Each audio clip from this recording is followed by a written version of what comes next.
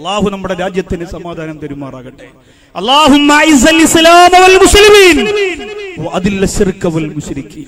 ചങ്ങരംകുളത്തെ ഹൈന്ദവർക്ക് നൗഷാദ് ബാക്കവി അറിയാം, രതീഷിനും സുരേഷിനും സുഭാഷിനും പ്രദീപിനും ഒക്കെ അറിയാം.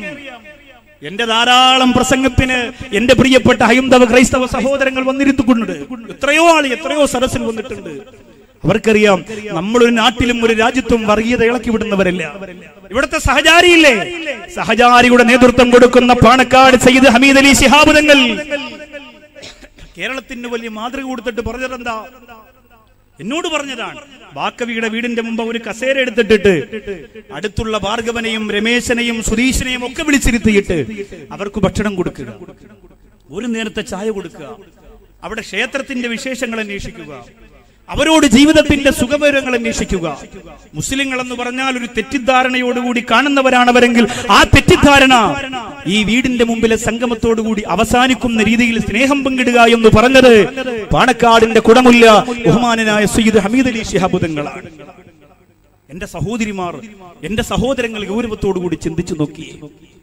നമ്മുടെ രാജ്യത്ത് എന്തായാലും ഒരു കാര്യം ഉറപ്പാണ്, നമ്മൾ ആഗ്രഹിക്കുന്നു ഉസ്താദ് ഈ പറഞ്ഞ മരണവേദനയുടെ 1000 ഇരട്ടി മരണവേദന അനുഭവിച്ചിട്ട് അവര് കിടന്ന് പിടയ്ക്കുന്നത് കാണണം എന്ന് അത്രത്തോളം ആത്മാർത്ഥമായി കുതിച്ചു പോവുകയാണ് നമ്മൾ. അവിടെയും ഞാൻ പറയുന്നു, ഇത്രയും ചരിത്രം കേട്ടിട്ട്, ഇത്രയും പ്രഭാഷണം കേട്ടിട്ട് വീണ്ടും കള്ളുകുടിക്കാൻ തോന്നുന്നവർ, വീണ്ടും വ്യഭിചരിക്കാൻ തോന്നുന്നവർ, വീണ്ടും ആഭാസത്തരങ്ങൾ ചെയ്യാൻ തോന്നുന്നവർ, അവരോടെന്താണ് ഖുർആൻ പറഞ്ഞത്? വലൗതറാ ഇദിൽ ളാലിമൂന ഫീ ഗമറാത്തിൽ മൗത്.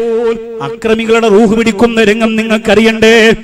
പറഞ്ഞു തരാൻ ചങ്ങരംകുളത്തുകാരാ, ഇന്നത്തെ നിസ്കാരത്തിന്റെ അവസ്ഥ എന്താ? ഇന്ന് റജബിന്റെ 27 എത്ര സലാത്താ നിങ്ങൾ ചൊല്ലിയത്? എത്ര പാവപ്പെട്ടവർക്കാ സുറക കൊടുത്തത്? സിംസാറിലെ കുതവിയും സിറാജുൽ കാസിമിയും കൂടെ പ്രസംഗിച്ചപ്പോ നിങ്ങളുടെ മുന്നിലൂടെ ബക്കറ്റ് കൊണ്ടുവന്നപ്പോ സഹചാരിക്ക് വേണ്ടിയിട്ട് പോക്കറ്റിനകത്തിരുന്ന് ഏറ്റവും ചെറിയ തുട്ടെടുത്തിട്ട് കൊടുക്കാൻ മനസ്സ് വന്നില്ലേ? എന്റെ പ്രിയപ്പെട്ടവരെ, ആർക്കു വേണ്ടിയാണ് പിടിച്ചു വെക്കുന്നത്? ആർക്കു വേണ്ടിയാണ് വരിഞ്ഞു വാരി കൂട്ടി വെക്കുന്നത്? എല്ലാം നഷ്ടപ്പെട്ടു പോകുമെന്നുറപ്പല്ലേ? എല്ലാ കൈവിട്ടു പോകുമെന്നുറപ്പല്ലേ? എന്റെ മുമ്പിലിരിക്കുന്ന പ്രിയപ്പെട്ട സഹോദരങ്ങളോട് സഹോദരിമാരോട് പറയുകയാണ്, അല്ലാഹുവിന്റെ കൽപ്പനകളെ തൃണവൽക്കണിച്ചുകൊണ്ട് കഴിയുന്ന, അല്ലാഹുവിന്റെ നിർദ്ദേശങ്ങളെ പുറങ്കാലുകൊണ്ട് വലിച്ചെറിഞ്ഞുകൊണ്ട് കഴിയുന്ന നിങ്ങളുടെ റൂഹ് പിടിക്കാൻ മാലാഖമാര് കടന്നു വരുന്ന രംഗത്തെ ഖുർആൻ വിശദീകരിക്കുന്നുണ്ട്. വലൗതറാ ഇദിൽ ളാലിമൂന ഫീ ഗമറാത്തിൽ മൗത്. മരണത്തിന്റെ സമയമാകുമ്പോ അക്രമികളുടെ മുമ്പിലേക്ക് വൽ മലായികത്തു ബാസിതു അയ്ദീഹിം, മാലാഖമാര് ആ കിടന്ന് വെപ്രാളം കാണിക്കുന്ന മനുഷ്യരുടെ മുമ്പിലേക്ക് കടന്നു വരുമത്രേ. എന്നിട്ട് പറയും, അൽയൗമ തുജ്സൗന അദാബൽ ഹൂൻ. ഒന്ന് മരണവേദന, ഒന്ന് അസ്രായീലിന്റെ ഭയം, ആ രൂപഭാവം കണ്ടിട്ടുള്ള വെപ്രാളം.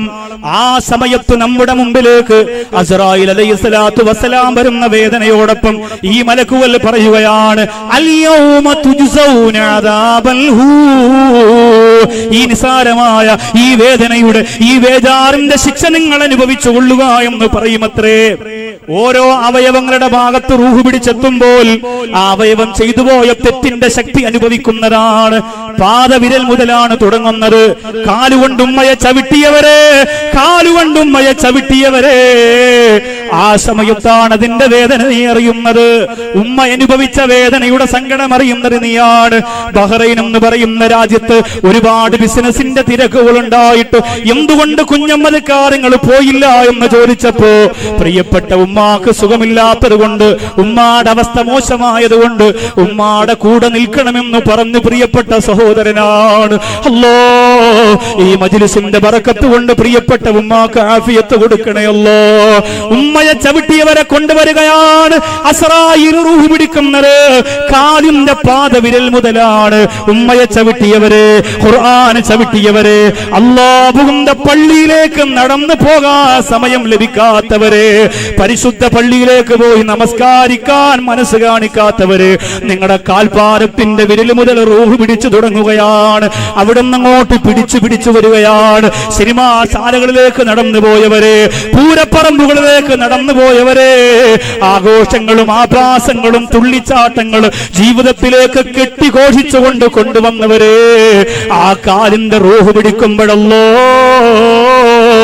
ആ ചെയ്തു പോയ കാലുകൊണ്ട് ചെയ്തു പോയ തെമ്മാടിത്തരങ്ങൾ മുഴുവനും ആ കാലനുഭവിക്കുമെന്ന് മഹാന്മാര് പറയുകയാണ്. അവിടെ നിന്ന് പിടിച്ചു മുകളിലേക്ക് കടന്നു വരുമ്പോ നിന്റെ ലൈംഗിക ഭാഗത്തെത്തുകയാണ്.